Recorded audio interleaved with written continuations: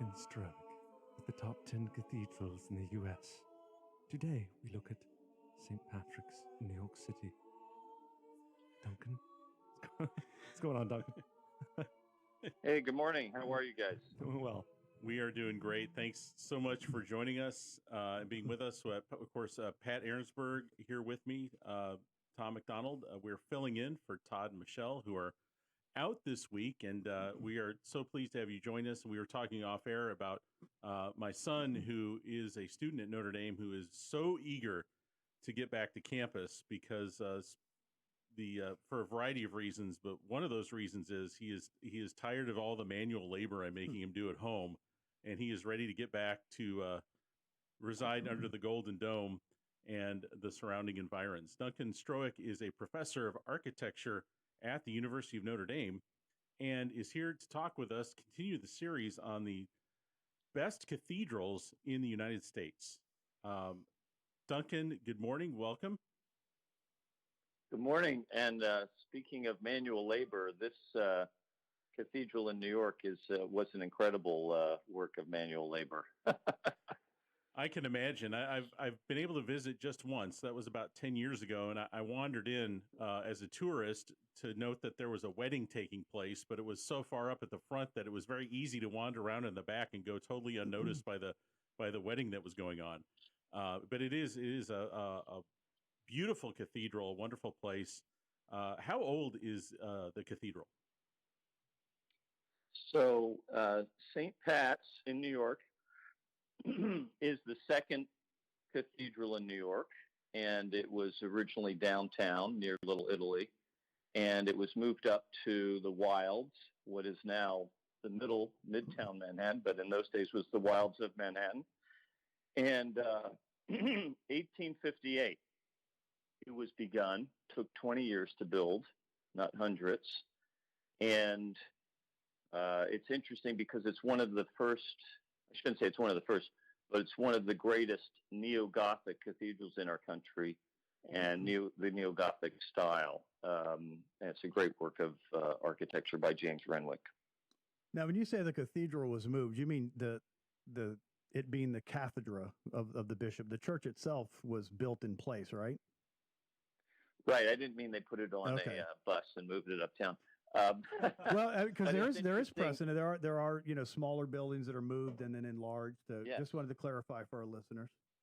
No. Yeah, no, that's good. And what's interesting, of course, people know it's dedicated to St. Patrick, patron saint of Ireland.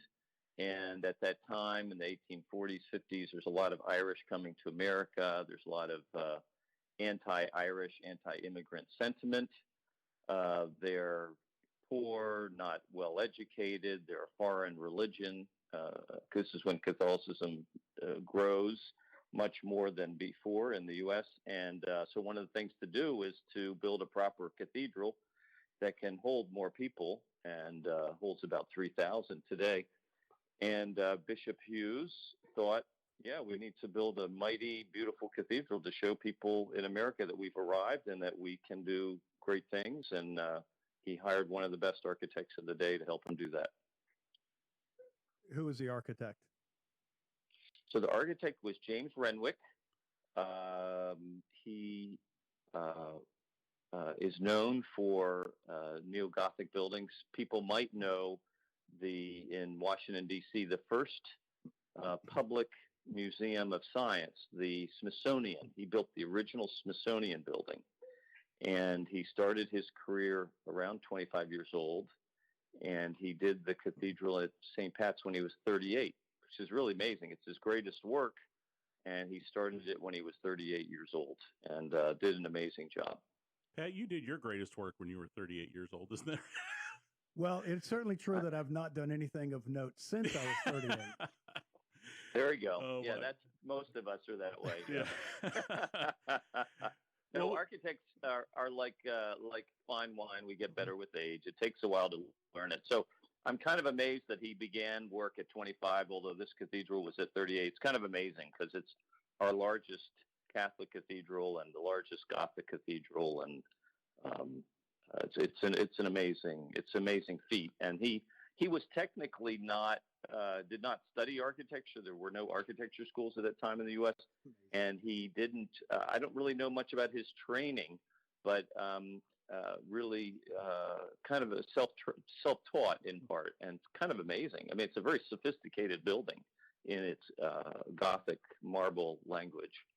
All right, so Duncan, my son just started at the Merchant Marine Academy at Kings Point. I've never been to New York City, so at some point I'll be coming up to visit. When I go to St. Pat's, what should I look for? What are the features? You know, if I go to St. Peter's in Rome, I know I want to look at the Pietà. I know I have several things I want to go look at. What are the things at St. Patrick that I really don't want to miss? Well, I think first of all, St. Pat's. That's a nice comparison to talk about St. Pat's and St. Peter's, because St. Patrick's probably for our country is the equivalent of St. Peter's for Italy. Now, St. Peter's is bigger than Italy, but it's our greatest cathedral, and it's also, like you said, it's the one that people visit because it's in New York City. People from all over the U.S. eventually visit it, and it's in a great location. It's right on Fifth Avenue between 50th and 51st, near Rockefeller Center. There's a lot going on there. Central Park's not far away, museums and shopping. So I think the first thing is to think about is how it sits in the city. The two spires are 330 feet tall. That's huge. That's like a 30-foot office building. And, of course, when they were built, they were the tallest thing around. Today, they're not because it's Manhattan, but they still hold their own. So I think the exterior, start with that. You'll notice it's made out of marble. It's actually made out of 4 different types of marble. And you will notice that because of the recent beautiful cleaning job, you'll actually notice different colors of white marble on it. And I think that, it was hard to get all the marble, and they built it over 20 years. And so they had to purchase marble from near New York, Massachusetts, Maryland. And but really, the exterior is full of Gothic filigree, very detailed carving, rose window, tracery, which is the detail work in the windows. And really, it is 2 spires that go up with the central gable and 3 doorways. So it's really these 2 soaring spires. So that's one thing I would look at, is the exterior and how it holds its own within this cosmopolitan secular city. So was the marble, is it American marble, or was it imported and they just purchased it there in Massachusetts and New York? Right. So this is all American marble. And at this time in the U.S., and I would say up through the early 20th century, shipping from Europe is going to be limited to specialty items, altarpieces, artwork, statuary, side altars. And I don't know about at St. Pat's, and I think a lot of the side altars here are from Italy and other places. But yes, the stone is local, and I say local American, and it's brought in at, of course, it's very heavy and it's hard to transport, and it's transported to New York. And in these days, 1858, a lot of the carving, a lot of the workmanship is going to be done on site. Whereas today, we're going to do everything, really 99.9% of the carving off-site in the workshop, which could be anywhere. Could be in Italy, could be in Canada, could be in, Indiana. But really, a lot of this carving is going to be done right there in Manhattan on site. So they had an army of stone carvers and stone masons building this building. And it is a marble building on the exterior. You could say it's with a brick structure. It's not solid marble. There's a lot of thick marble, but there's a lot of brick in there.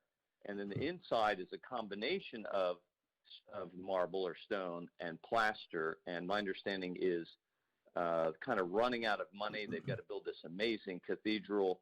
And unlike most of the Gothic cathedrals in Europe, the ceilings are all made out of plaster. And that was a money-saving thing, and it was done after the Civil War. And of course, it's hard to build a stone ceiling. And so that was done.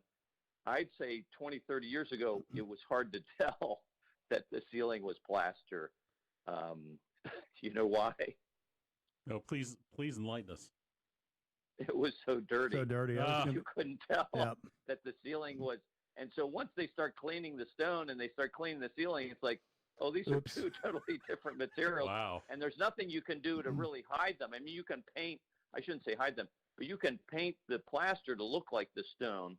But I think they actually have chosen and make it, really, it'd be hard to tell, but they have done it, painted it in a way today that was, I think, the original painting. And it's pretty clear what's stone. The columns are stone, and then everything above, which are like 30 feet tall, and then everything above that is plaster, and you can tell from the from going there.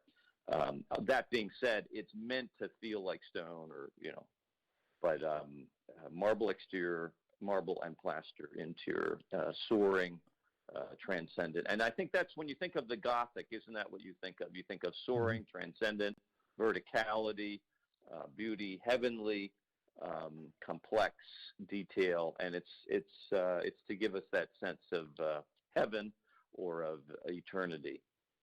Yeah. So when I'm standing right by the entrance, Duncan, I just came inside and I kind of look up. What am I going to see? Where's my eye going to be drawn? Yes, so I think that's right. When you come in, you can see the whole church, and the whole church is quite wide. At the transept, it's 174.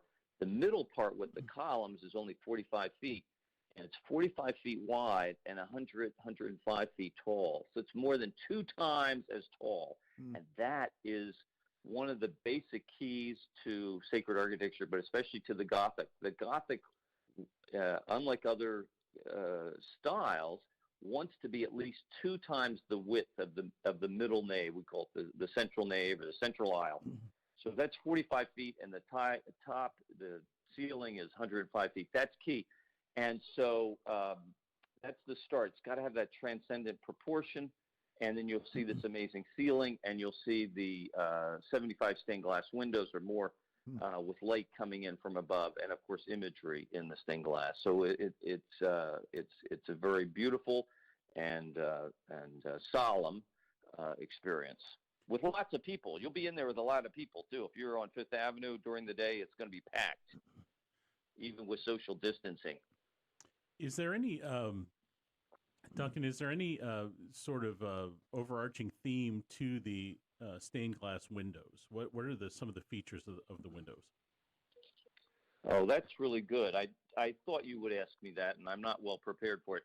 Well, there are a number of great saints in the windows. There are stories. What's interesting, and you see this in American cathedrals, there are stories in the stained glass that relate to the history of Catholicism in America, with the bishops, with the popes, making New York a diocese and then an archdiocese.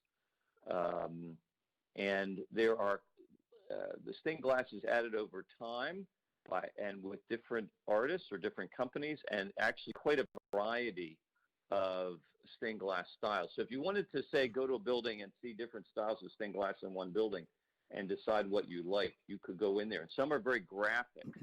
Some are very cartoon-like, not in a negative sense, but very clear.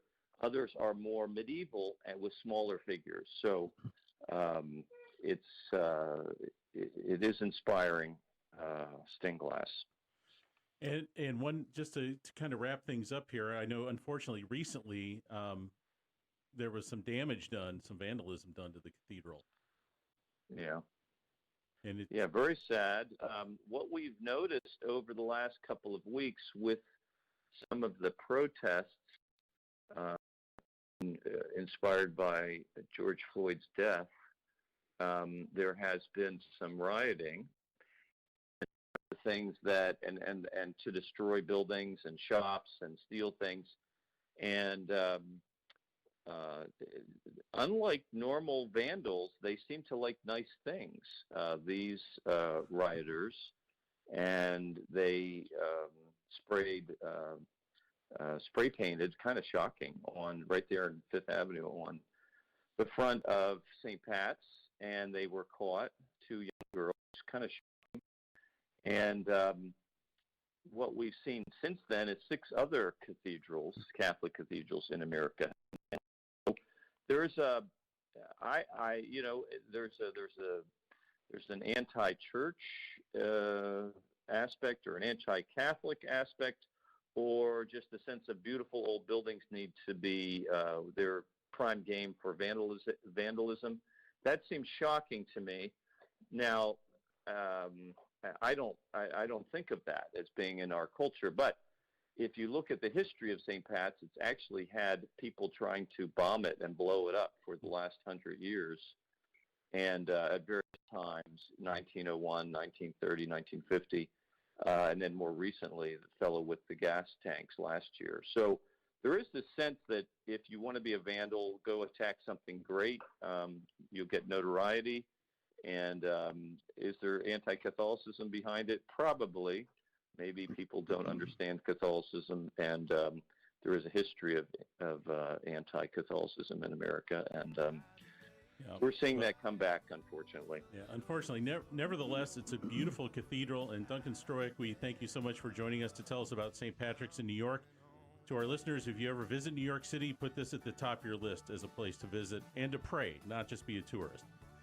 You're listening to LA Catholic Morning. We're joined after the break by Father Gil Pierre with our Sunday Gospel Reflection. Stay with us.